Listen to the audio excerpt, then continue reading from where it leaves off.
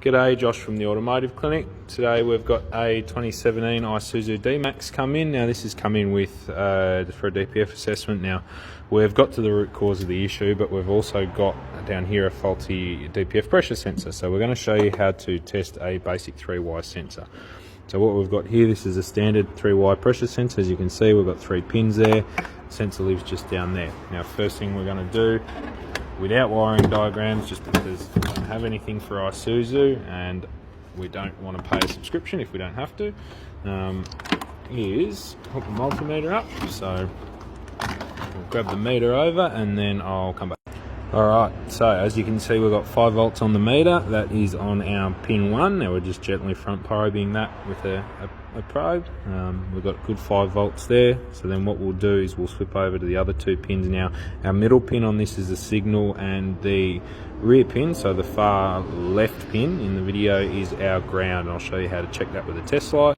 Alright, so with our test light hooked up over there to battery positive, we can just gently touch that corner wire. As you can see, we've got a good ground there, so that's on that outer pin there. That means that our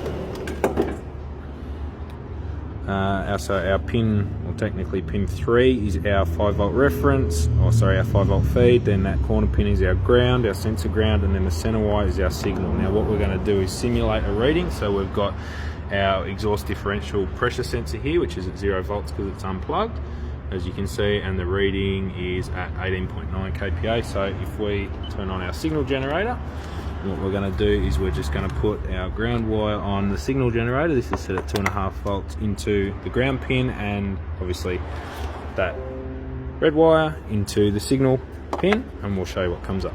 Alright, so signal generator is hooked up. That's on a 2.5 volt square wave across those 2 pins. As you can see there, you've got 2.5 volts on the differential pressure sensor, and that equates to 45.1 kPa.